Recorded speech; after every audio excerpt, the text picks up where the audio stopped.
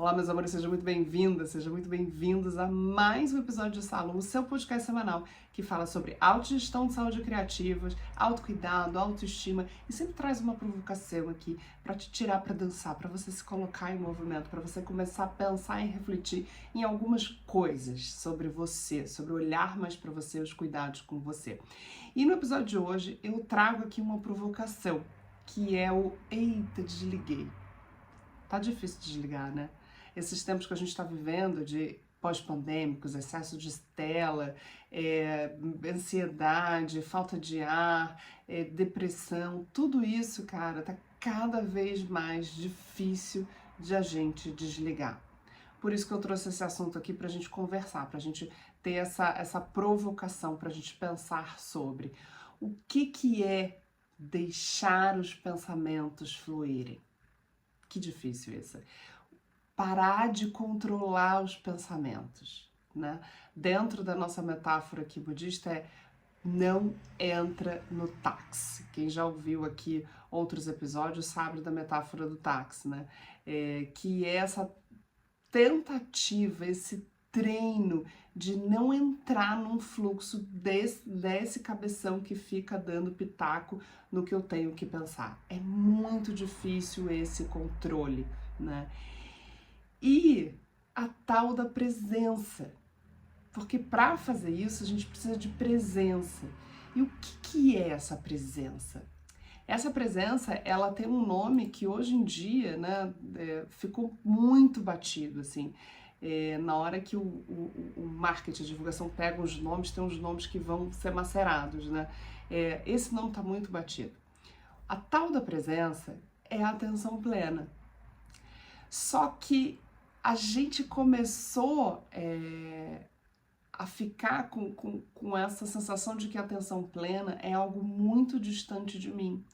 Porque o imagético de pensar numa atenção plena é algo assim, alguém que está lá meditando no topo de uma montanha, um monge dentro de um mosteiro, ou alguém que é muito espiritualizado e já medita. Então parece, a gente fica com a sensação que essa atenção plena é muito distante da gente.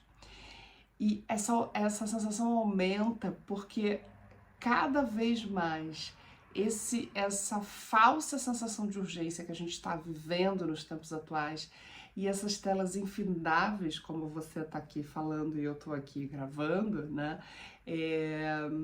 tiram da gente cada vez mais a possibilidade de minutos, segundos de atenção plena na nossa rotina. Mas esse termo atenção plena, ele é um termo completamente milenar, ele não é novo, né? Atenção plena, o mindfulness, que também é um outro termo que apareceu muito aí nos últimos tempos, é a capacidade de perceber o que está passando pela sua cabeça a qualquer momento, na hora que você para, e não se afetar por esses pensamentos. Vou repetir. Então, atenção plena é a capacidade de perceber o que você está pensando e não se afetar por esses pensamentos. Olha que difícil, né? Por isso que a gente diz, não entra no táxi. Se afetar é o entrar no táxi, né? E eu volto aqui a repetir que o nome do Clube Medita é uma composição, uma brincadeira com a palavra edição, que é essa tentativa de começar a editar esses pensamentos, dizer, esse aqui não me serve para esse momento, esse eu não tô falando disso agora, esse daí sai, daí eu não vou resolver isso que acabou de passar na minha cabeça agora, é uma tentativa de editar. Sim, é difícil, né?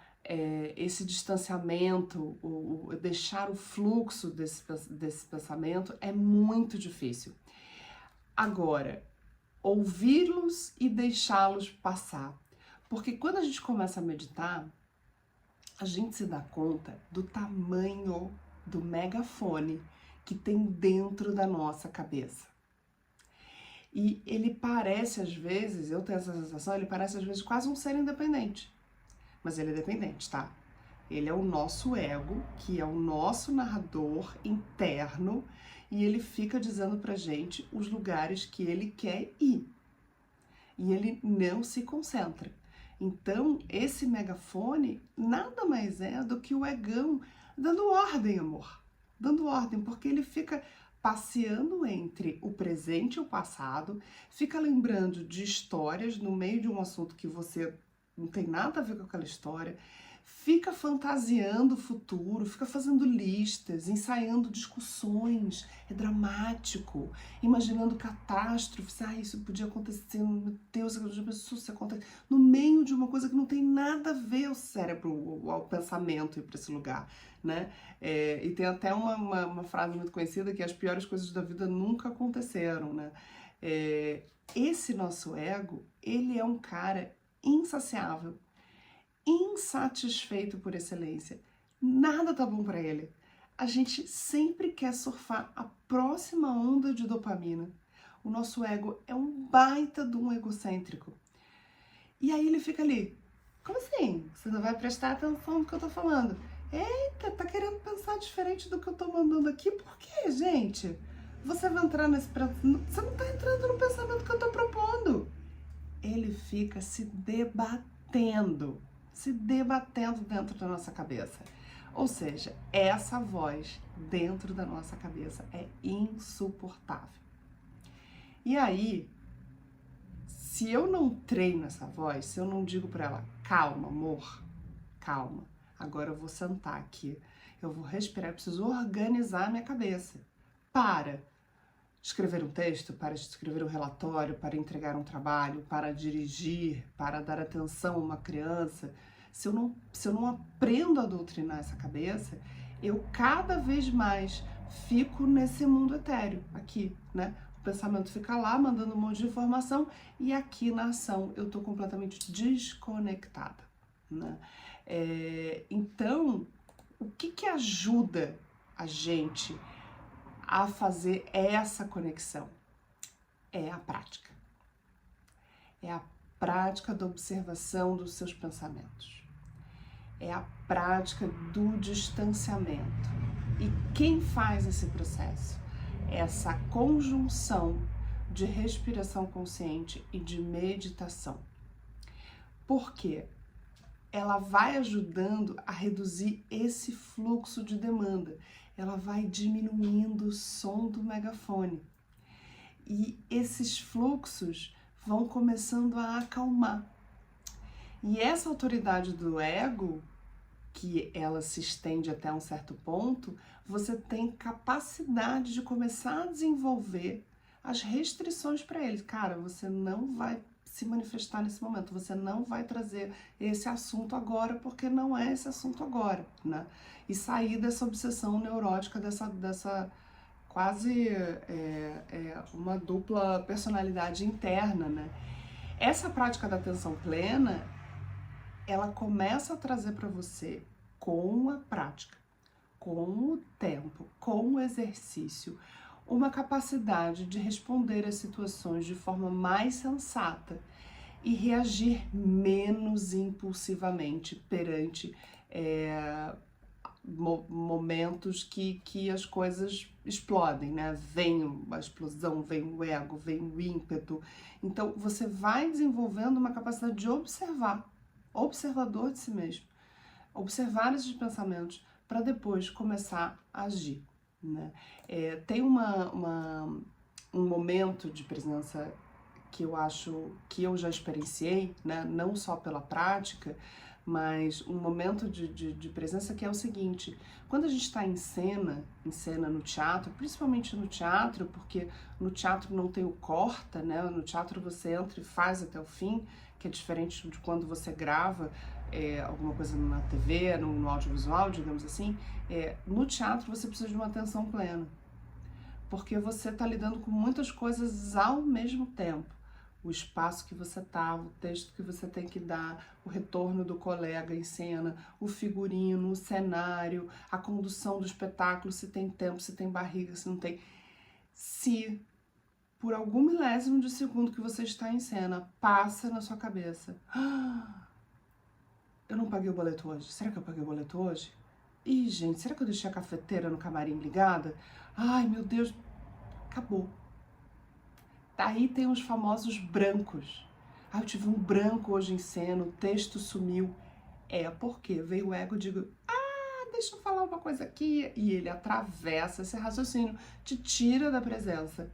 E você sai voando e flutuando, sai desse lugar, né?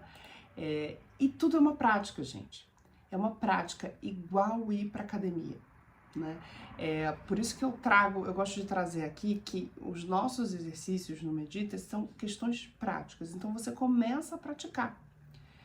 Igual você levanta no dia seguinte, põe outra roupa pra ir pra academia e treina de novo, e no dia seguinte dá preguiça e você vai lá e treina de novo, no outro dia você tá muito animada, você vai lá e treina de novo, e com o tempo as coisas você vai vendo resultado, você vai vendo que a coisa anda, vai tendo resultado na sua saúde, vai tendo resultado no seu corpo, na sua disposição, né? E com a prática da meditação, a prática da atenção plena é a mesma coisa. Você senta e começa a inspirar, expirar. Aí vem uma falação. Não sei o que, falação, você diz, opa, peraí.